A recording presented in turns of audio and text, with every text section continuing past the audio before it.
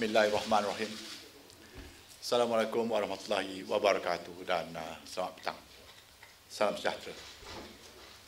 Lebih dahulu saya ingin mengucapkan banyak terima kasih di atas kehadiran tuan-tuan, saudara-saudari.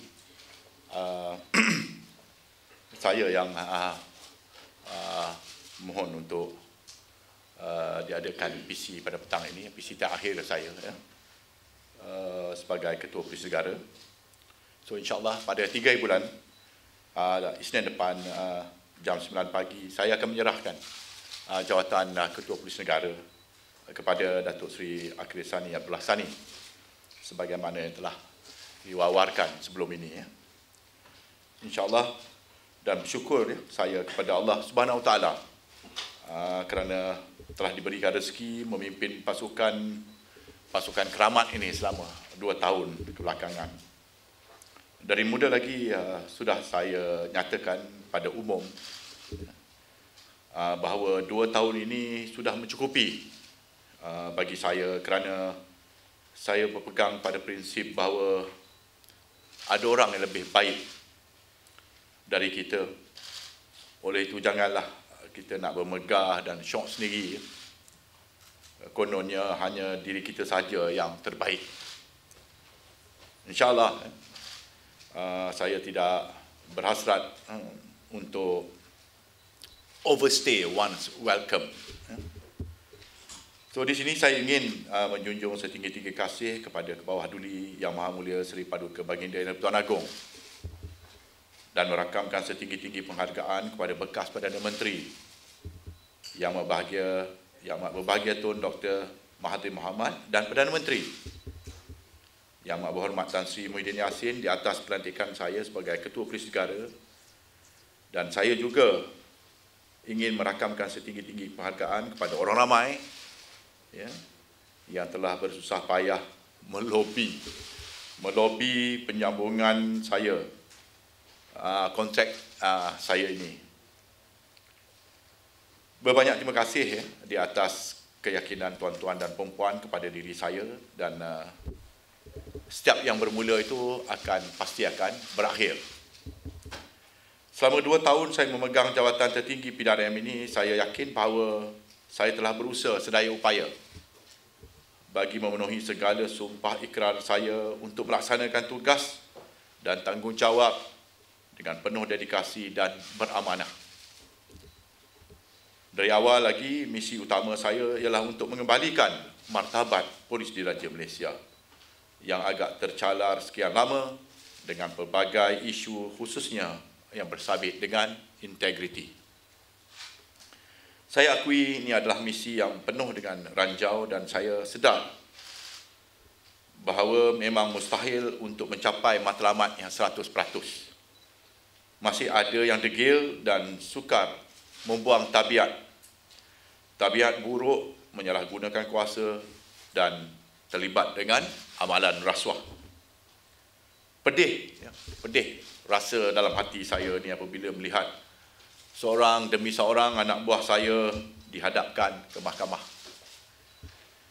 Walau bagaimanapun, bukan semua prospek masa depan PDRM ni kelam ataupun gelap gelita ya.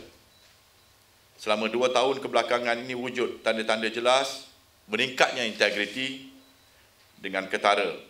Banyak kes-kes jenayah berprofil tinggi telah dapat diselesaikan. Kejayaan demi kejayaan telah dicapai dalam usaha memerangi ancaman dadah.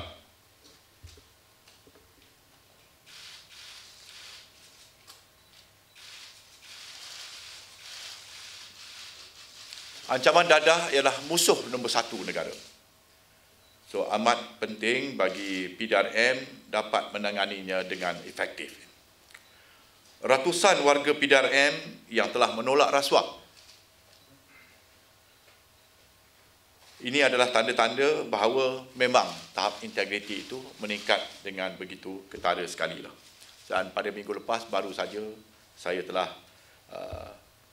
hadir menyampaikan surat-surat penghargaan kepada beberapa orang pegawai dan anggota PDRM yang telah menolak rasuah ya. So, berdepan dengan rintangan-rintangan ini, saya juga tidak lupa memberikan tumpuan kepada soal-soal kebajikan pegawai dan anggota saya. Isu-isu premis kediaman dan tempat kerja yang usang dan rosak. Allowance sewa rumah yang tidak mencukupi di bandar-bandar besar. Isu pertukaran. Isu warga yang sakit dan memerlukan rawatan khusus. Dan banyak lagi hal-hal kebajikan. Perjalanan koperasi polis juga saya pantau dengan rapi bagi memastikan ia menjana keuntungan bagi faedah lebih 100,000 orang ahli.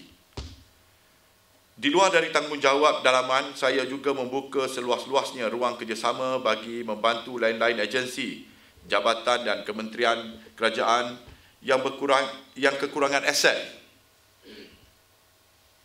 dan kemahiran. Semua ini dilakukan dengan matlamat membantu mengekang jenayah bukan tradisional terhadap flora dan fauna, contohnya alam sekitar, penyeludupan, keselamatan jalan raya dan banyak lagi. Hampir semua jabatan dalam PDRM digerakkan untuk membantu. Ini termasuklah pasukan gerakan AM, pasukan gerakan khas, pasukan gerakan marine, pasukan gerakan udara, Jabatan Siasatan Jenayah Komersial, menerusi unit AMLA-nya, Jabatan Siasatan Jenayah dan Special Branch. Banyak kejayaan telah dicapai hasil dari kerjasama. Dalam aspek penugasan membasmi penyeludupan, matlamat utama saya adalah untuk membendung ketirisan wang hasil negara. Begitulah janji saya kepada Menteri YB, Menteri Kewangan. Hubungan PDRM dan ATM, Angkatan Tentera Malaysia, dua pasukan dan angkatan beruniform utama negara adalah pada tahap terbaik. Malahan kerjasama kami telah meningkatkan tahap keselamatan dan keamanan negara. Syukur, Alhamdulillah. Dalam pada itu, PDRM juga telah mendapat bantuan dari beberapa NGO bagi memerangi pelbagai jenis jenayah dan juga pelbagai bantuan kebajikan dari beberapa orang filantropis terkenal. Berbanyak terima kasih saya ucapkan kepada mereka. Semoga Allah Subhanahu Wa Taala saja yang dapat membalas budi baik mereka.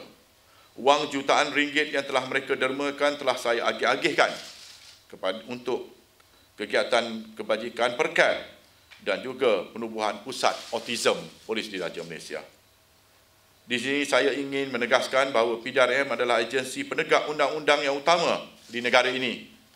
Oleh itu amatlah penting ia dapat dikawal selia dengan darjah kejujuran yang tertinggi. Amat berat amanah yang dipikul oleh seseorang ketua. Selama ini saya amat sedar tentang peranan dan tanggungjawab saya sebagai Ketua Polis Negara. Saya bukan saja perlu bersih dan adil kepada anak buah saya dan orang ramai dalam tindak tanduk saya, malahan juga saya mesti dilihat bersih dalam amalan harian saya. Saya amat sensitif tentang tanggungjawab saya kepada masyarakat. Polis Diraja Malaysia mesti dikawal selia bagi melindungi masyarakat dari semua aspek ancaman.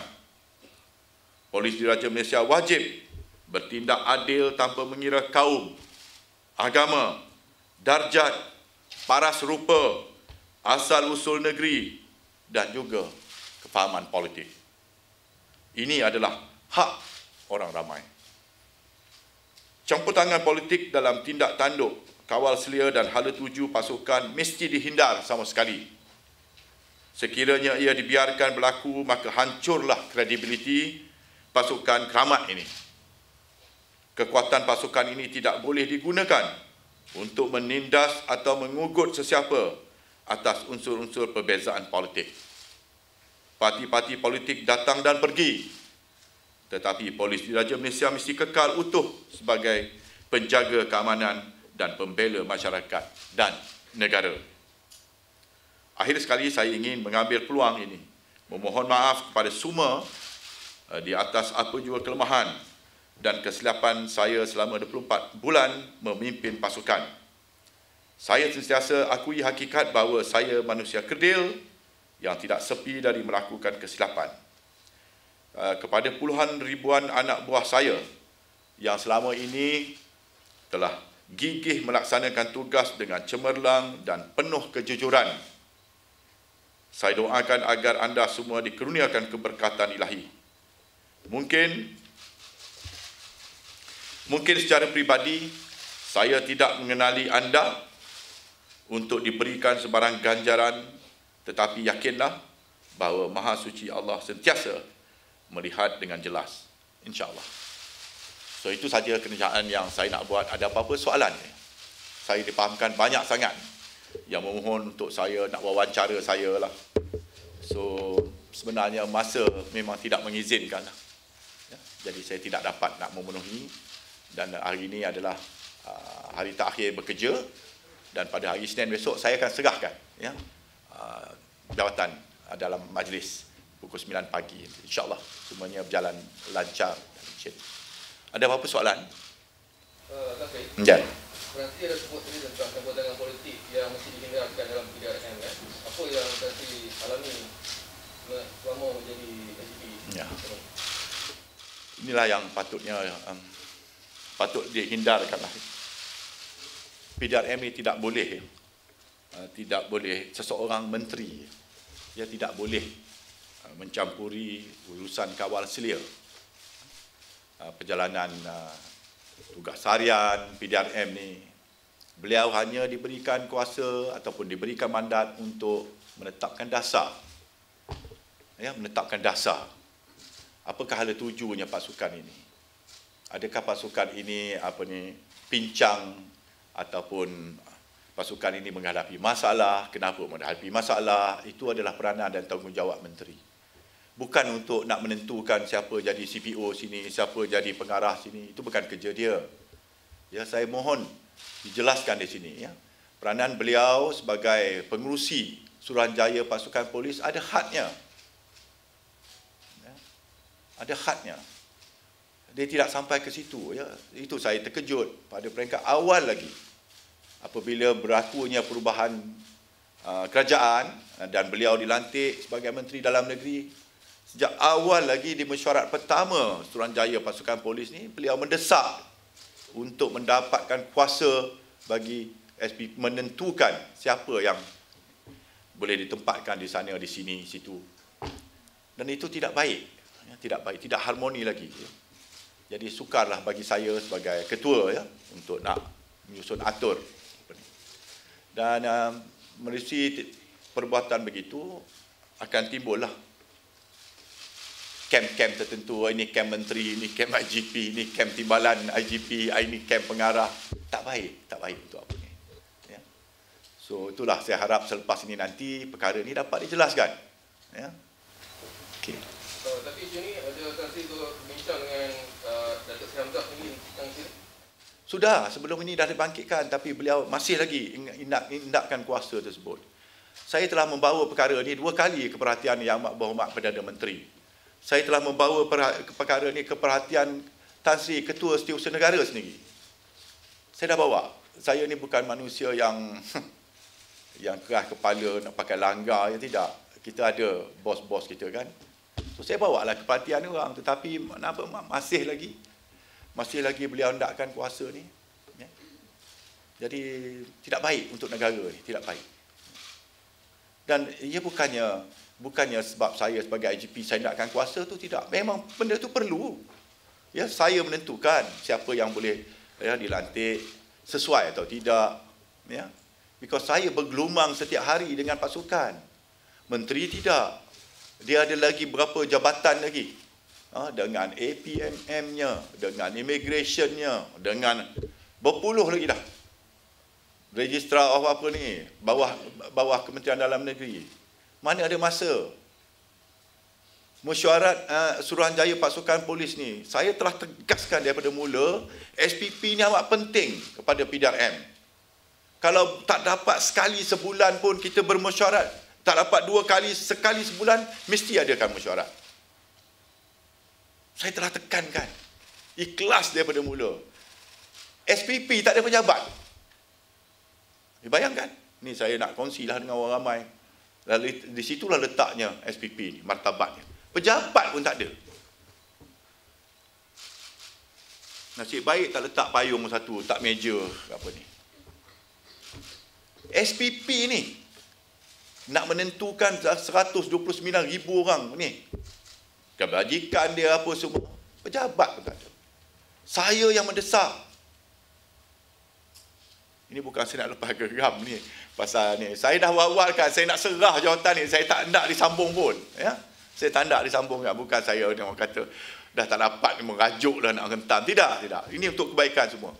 Saya berani. Saya takut besok ada orang takut nak mendirikan hujah-hujah ni. Tak apalah, lepas ni saya nak bantai, saya pun bantai lah, tak apa. Tapi saya nak katakan bahawa SPP tu amat penting. Dia tak boleh mesyuarat 1 jam, 2 jam. Berpuluh-puluh kes tata tertib masih tergantung lagi. Tak dibuat keputusan.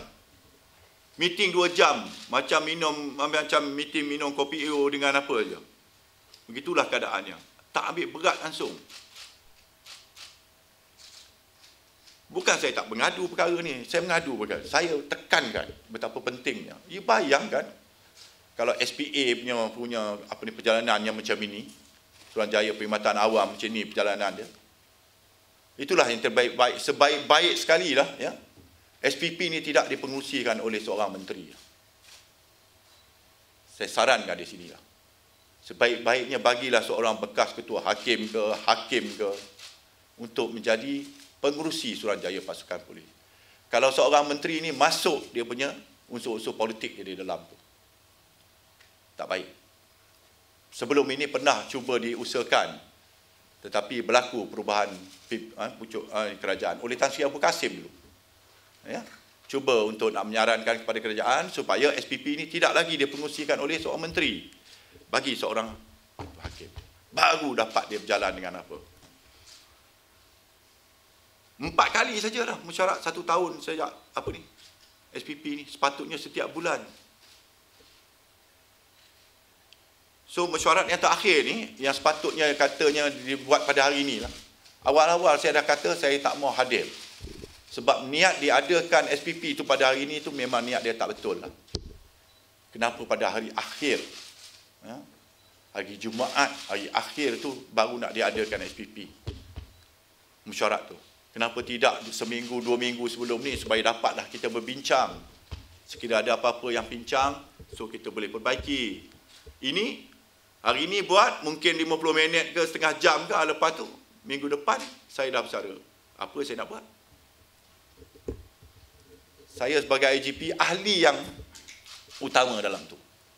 Sebab saya yang jadi ketua kepada pasukan. Of course ada pengerusi. Ya, saya tidak mahu lagi lah supaya saya buka perkara ni seluas-luasnya supaya orang ramai tahu di mana martabatnya SPP tu. Yang beliau katakan, saya pengerusi SPP. Dengan bangganya, dengan angkuhnya, saya pengerusi SPP. Apa yang dibuat? Tanyalah ahli-ahli yang lain tu. Berapa banyak kes yang tersangkut di situ. Tak diambil kira. Berapa ramai orang yang ditahan kerja. Belum lagi ada keputusan. Ya. Yang penting pada dia ialah pada hari itu dia cuba nak membela, nak menangguhkan pertukaran yang telah saya tetapkan untuk memenuhi tradisi tindakan yang diambil oleh ketua-ketua polis negara yang sebelum ini. Apabila seseorang itu dikaitkan dengan satu-satu isu, maka tindakan yang terbaik sekali dibuat segera ialah pindahkan dia keluar daripada jabatan itu. Itu yang saya buat. Keluar pula surat keramat suruh menangguhkannya. Saya bukan kata dia bersalah tak bersalah ke, bersalah. Saya dah serahkan kuasa itu kepada SPP. Saya hanya pindahkan keluar. Ya, daripada 31 orang tu, 29 telah saya pindahkan. Yang last ni 2 ni, macam kenapa special sangat. Dia tak bagi dipindahkan. Saya langgar jugalah. Saya keluarkan arahan, tukar. Pasal saya berada di pihak yang benar. Okey? Janganlah nak main-main politik dengan saya. Saya tahulah cerita-cerita politik ni. Ya. Cubalah fikir masa depan kebajikan anggota ni, PDRM ni. Janganlah nak mainkan politik dalam perjalanan urusan PDRM ni. Ya. Tolonglah. Tan Sri, dengan sokong campur tangan yang Tan Sri katakan tadi, ke mana arah pulang pada PM. Tan Sri melihat dalam usaha Tan Sri untuk meningkatkan integriti pasukan polis selama ini? Adakah isu itu akan disambung ataupun? Wallahualam, saya bersangka baik. Saya berharapkan Datuk Seri Akril akan meneruskanlah. Datuk Seri Akril pun bukan selama ni terpinggir dalam mesyuarat apa ni. Beliau hadir sekali dan beliau tahu.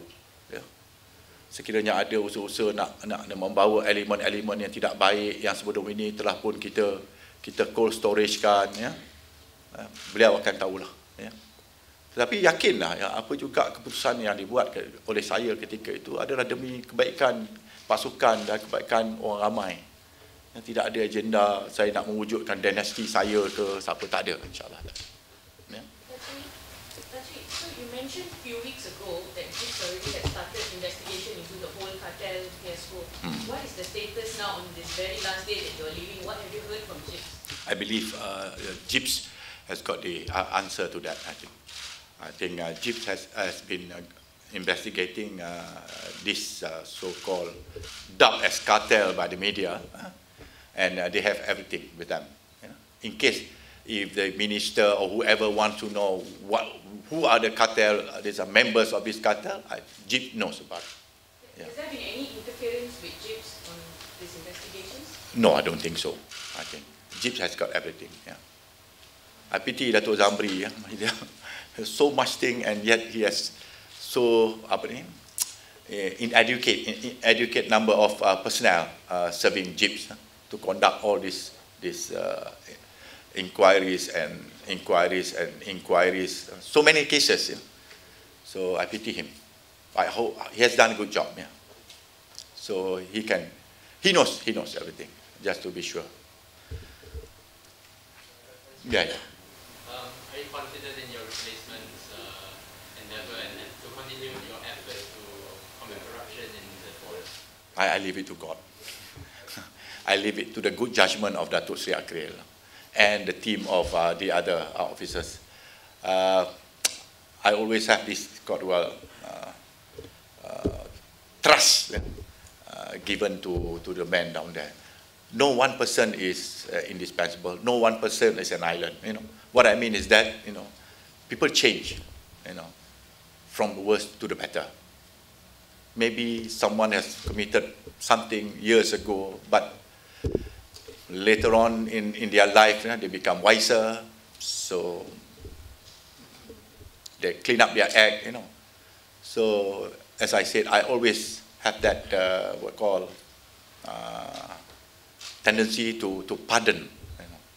I don't penalize for people for all issues, So I always give them the chance to prove themselves that they are as good. So I leave it to God, but I leave it to Datuk Seri Akril Sani to toe the line. I mean, it is good actually. I've cleared the path. I've cut down all the big trees, for us to easily walk through. I've done that. The only thing that he needs to do is just use a brush cutter. If there's grasses or lalang, you just mesin saja lah. As easy as that. So hopefully, God gave him the one to clean up. Tan Sri, apa yang Tan Sri terpilih dalam tempoh tahun selama ini kerana tidak dapat dilaksanakan? Saya tak dapat pergi ke Sabah dan Sarawak sebab COVID ni. Banyak isunya. Di Sarawak banyak isu. Tapi saya memohon maaf lah. Sebab sekiranya saya pergi kena kuarantin macam-macam lah. So saya tahu di Sarawak tu terdapat banyak isu.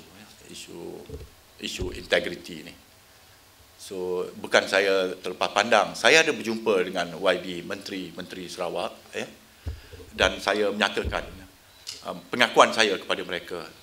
Saya tidak dapat ke sana, tetapi saya faham, saya tahu, saya sedar sesuatu yang drastik perlu dilakukan di Sarawak. InsyaAllah lah selepas ini saya berharapkan Datuk Seri Akril akan something is not right there lah. Banyak sangat perkara yang dalam ni yang viral allegation yang viral berhubung dengan penyeludupan, judi online, maksiat, begitu hebat sekali di sana lah. Saya harapkan selepas ini pucuk pimpinan akan memberikan perhatian kepada itulah. Bukan saya nak tinggikan Sabah dan Sarawak, tidak. Ya, tidak. Saya tak dapat nak pergi disebabkan COVID ni tadi. Jadi tak ada kesalahan saya, tak ada. Kebimbangan saya ada. Itu yang saya sebut tadi, campur tangan politik. Kesalahan itu sajalah. Ya. Lain. Last time you promised a good ending for the case involving Indira Gandhi's. Yeah. How do you feel now that you're stepping out as IGP? I've appealed to Madam Indra. I've appealed to her through someone, a senior police officer. Please, give me some time. Don't meddle. Don't meddle and don't come out and start making statement this and that. Give me a little bit more time. But she didn't adhere to the promise. Adhere to the promise. What happened? Somebody, an NGO, came out with a very strong statement, criticizing here and there, while the talking was being conducted. It is easy if the man is within in this country, but he's abroad. That's the problem. We cannot simply go in and kidnap him and be brought back home. No, we have to do some very diplomatic approach, to do that. But I believe communication is not severed at all. It's still on. Only thing is that he was frightened. Otherwise, I believe last year it could have been a huge progress can be made. But because of this interference by this one, frightened him off, and severed communication for a while. So I sympathize with her. I sympathize with her. The agony of not having been able to see her own daughter. I sympathize with her. But I hope the next one will proceed with a good effort to bring back the girl back home. Yeah. Ngantuk lah. Alhamdulillah. Pagi tadi saja dia beritahu, Datuk Seri Akil maklumkan kepada saya dia telah dijemput untuk menerima watika. Saya kata, well, congratulations, alhamdulillah, pergilah. I thought so it could have been done on next Monday. Tapi dia nak percepatkan, alhamdulillah. Takut manalah tahu ada orang potong jalan ke kan. Bahaya sekarang ni. Dia bawa excavator kan, buat jalan baru ke. Alhamdulillah semua dah selamat dah. Tak apalah. Okey. Menteri hari ini dia kata dia tak ada salah dengan dia punya perbualan telefon yang tu. Cuma dia salahkan orang yang tag perbualan telefon tu. Tak tahulah saya tak ada kena-mengena dengan saya pun benda tu. Nak saya bersumpah dengan Quran pun saya bersanggup. Tak ada kena-mengena dengan saya benda tu. Tapi yang kena-mengena dengan saya ialah statement-statement beliau tu yang mengatakan, sebelum inilah yang mengatakan bahawa dia mempunyai kuasa, dia sebagai pengurusi SPP, dia ada hak untuk menentu. Itu salah tu. Saya nak komen yang itu je. Yang video yang baru ni kata dia cakap tu semua tu, itu saya tak nak komen. Saya tak tahulah. Saya tak tahu dia tu. Saya tak ada kena-mengena dengan saya pun. Sekarang bahaya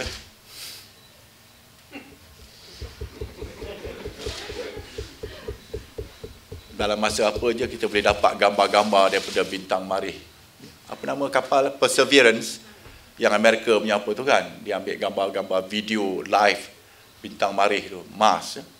Dalam masa berapa jam sampai kat bumi. Itu bahayanya sekarang ni.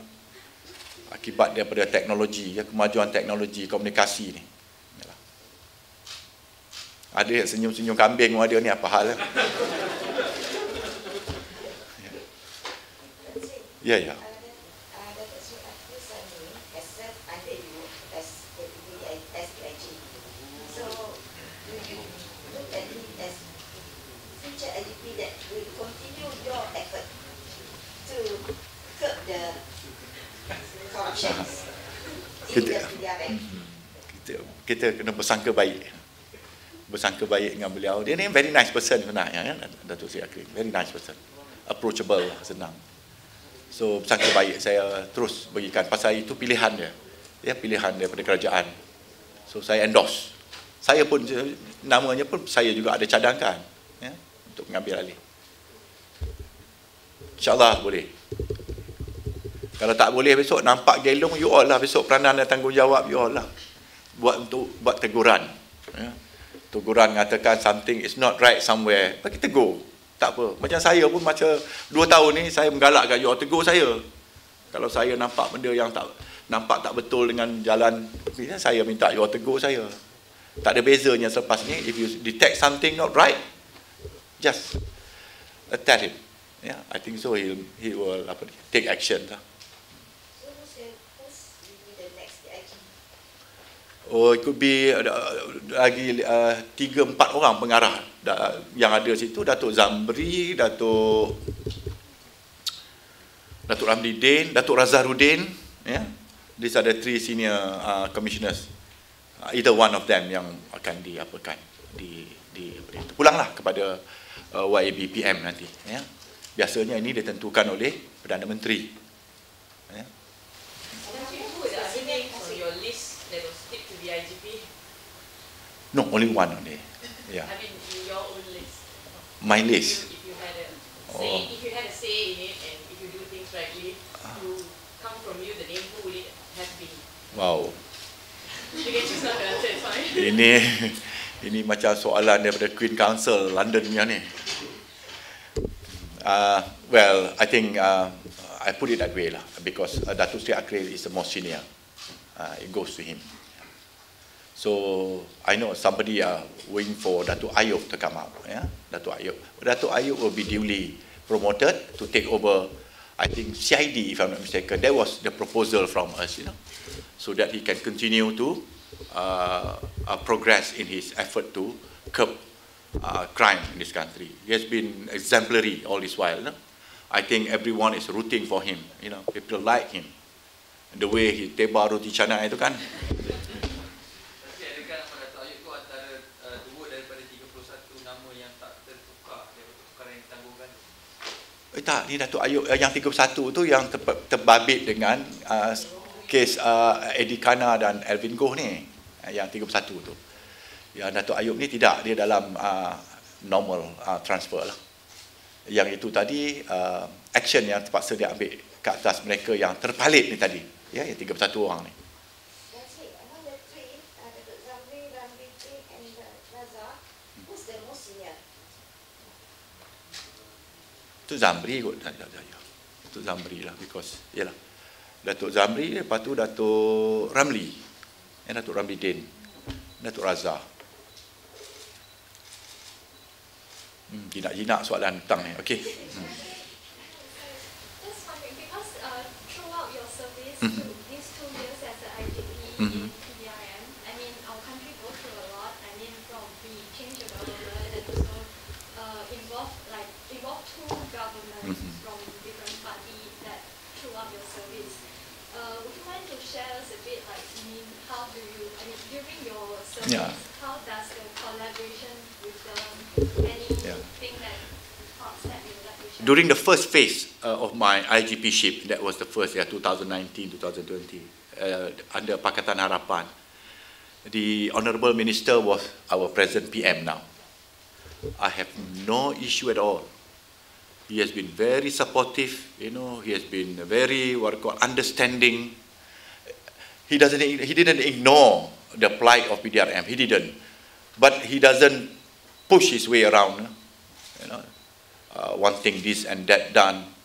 He will only say a few words, do something about it. That's enough. If it comes from a minister, as IGP, I know what to do. You don't have to lecture me, but just one sentence, that's good enough. And Tan Sri Muhyiddin has been a very good Home Minister. After that, during the change of government, that's the problem. It started from there.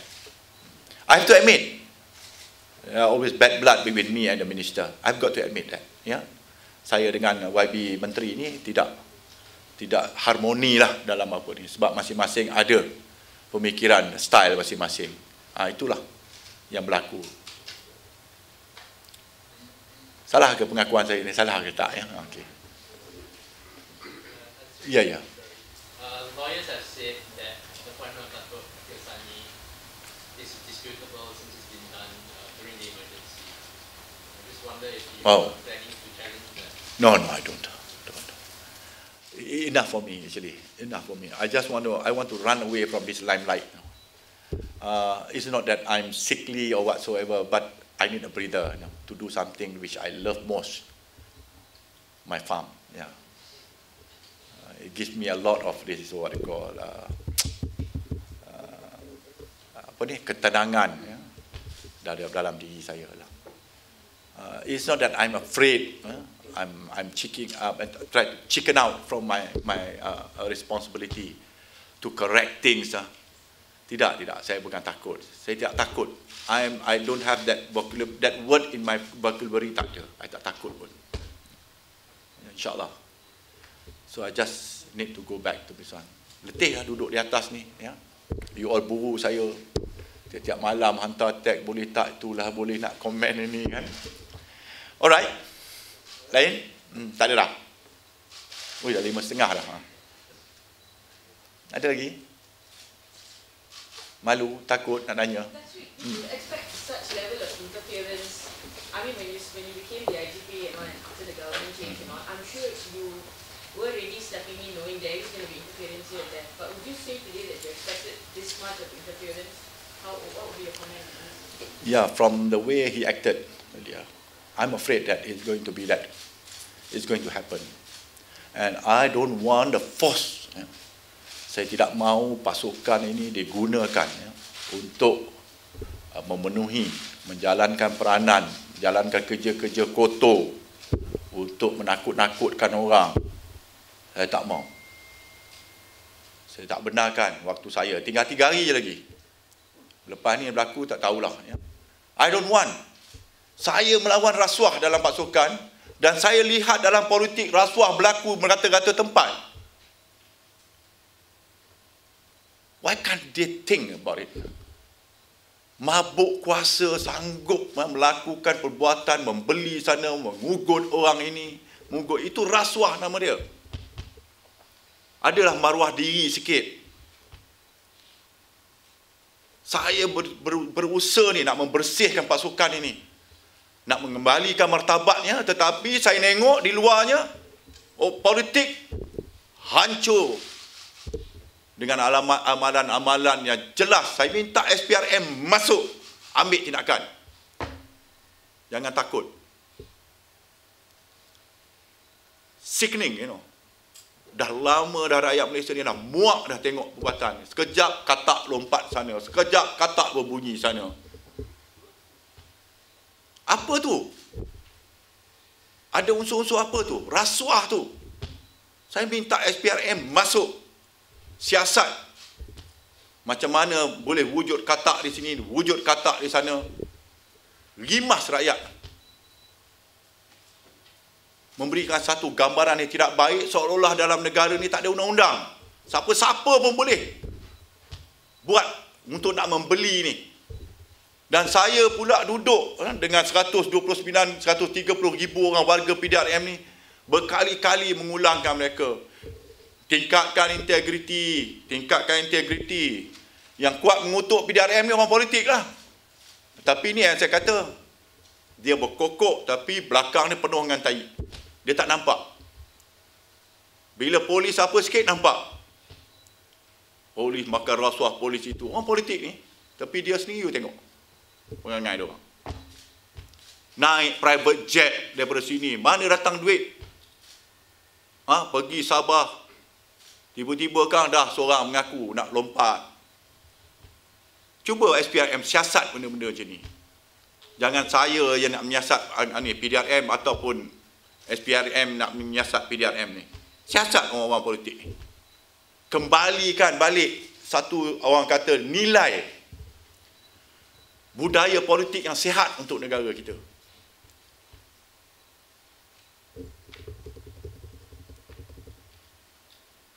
Saya bagi itulah, saya kata komen yang apa ni, yang pedas lah. Tapi inilah berlaku. Yang saya takut ni, besok akan berlakulah. Maknanya PDRM ni akan digunakan untuk nak serve dia punya political interest dia. Tak mustahil pun. Yes. Since you mentioned that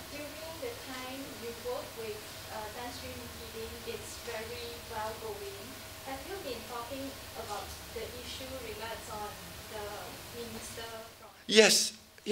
I did mention just now, twice. I met the Right Honourable Prime Minister to inform him about what's going on. I complained to him about it.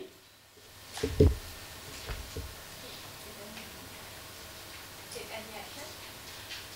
Well, you can see. But I did, as I said just now.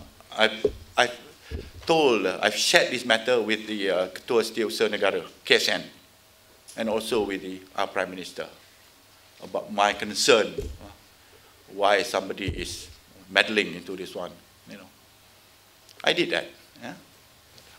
I fear no one. I respect everyone, but I fear no one. I will leave after this. Bukan saya dapat pun lepas ni. Kononnya lepas saya beli gini kan dapat jadi IGP balik. Tak mau dah, saya cukup lah. Bagilah ke orang lain. Yang menunggu tu pun ramai. Setakat ni lah, yang CPO yang ditangguhkan perkara tu, adakah perkara dia masih ditangguhkan atau Dah, sudah dijalankan. Saya batalkan balik. Arahan saya tu dibatalkan oleh Datuk Seri Akril. Saya keluarkan arahan baru. So, jalankan. Dah jalan dah. Itu kuasa saya tu. Ya. Dan bukanlah saya nak orang megah nak nunjuk kuasa. Siapa lebih besar, menteri ke IGP? No, that is not the issue. Bukan isu itu. Ya. Saya masih lagi merendah diri apa semua. Tapi janganlah kita rasa arrogant sangat. Ya. Nak menunjuk kita menteri dalam negeri, kita ada kuasa ni, kita ada kuasa tu. Come on, man. Ya. Stop the politicking dengan PDRM ni. Tengok plight dia. Apa masalah yang ditanggung oleh warga, ribuan warga PDRM ni. Patut itu dia fokuskan. Bukan siapa lebih besar, IGP ke dia ke, ataupun saya mengatakan, saya lebih besar daripada menteri. Tak, bukan itu.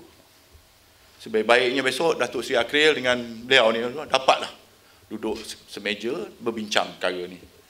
Supaya tidak berlaku lagi lah. Ya, di masa akan datang. So, lain. Dah. Selalunya saya bagi ruang kat you lama ya. Itu ya. Sekian. Okey, saya ucapkan berbanyak terima kasih dan 5.30 ya. Selamat berbuka. Hari ini puasa ke-18 ya. Saya mohon maaf ya kerana tidak dapat memenuhi permintaan untuk nak wawancara saya. Faham-faham je lah masa tak ni, and then tak dapat mengokok lah tu. Tak. Tak. Kalau saya nak masuk politik, tak terfikir dalam diri saya nak masuk politik. But I understand what is politik tu, saya faham. Itu sebab yang saya tak masuk. Biarlah orang yang dalam politik ni masuk. Actually, you nak bergiat dalam politik, bergiatlah. Tapi jangan jadi hipokrit. Cakap di sini berdepan lain, di belakang buat lain. Jangan tipu orang. Ya, pakai songkok, pakai apa, ya, lepas tu pergi berhujah macam ni sini, di belakang lain. Please, the hypocrisy ni must stop. Ya, jadilah seorang insan yang baik, yang mulia. Ya. Bukan saja dari slogan, retorik yang dia orang cakap tu. Okay. Hari semalam saya marah dengan menteri yang kutuk-kutuk polis pasal roadblock dia. Ya, you all keluarkan kata menteri tak cerdik ramai tu. Betul pun. Ya, kita berhadapan dengan COVID-19. Tengok hari ni berapa? Siapa dapat dah? 38 dah.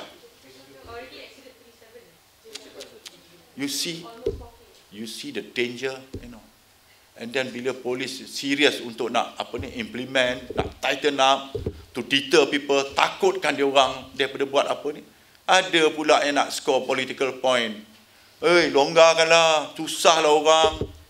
Orang nak pergi tu, orang pergi. Definitely saya tak boleh dalam ribuan ikan yang ada di laut tu, saya tak boleh nak pilih ni ikan bilis, ni ikan kembung, ni ikan selah kuning. Masuk je dalam jaring tu, semua masuk. Jadi saya tapislah, satu roadblock tu akan tapislah, menyebabkan berlakulah kelewatan, jam. Tak. Cepat-cepat masuk, nak dapat political point. Hentam polis. Polis tak sensitif lah. Ni yang baru ni. Yang dekat yang dekat Kota Baru ni, yang kata dia dianiaya.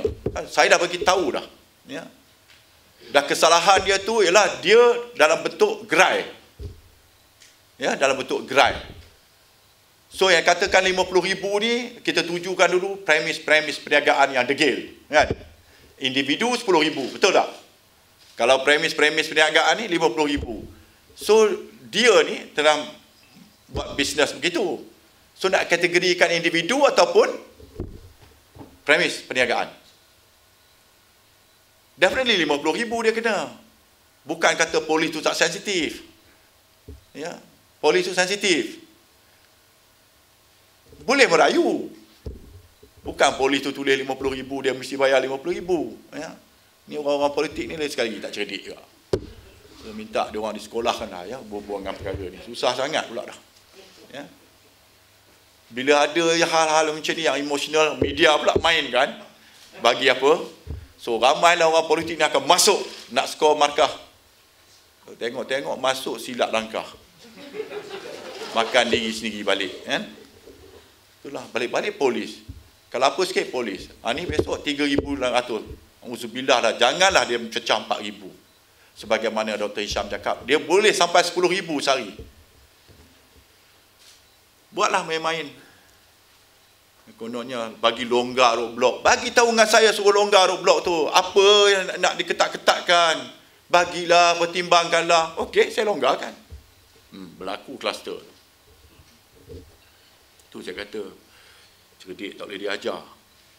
Cerdik tak boleh diajar. Okey. Sekian, wabillahi taufik wal hidayah. Wassalamualaikum warahmatullahi wabarakatuh. Terima kasih.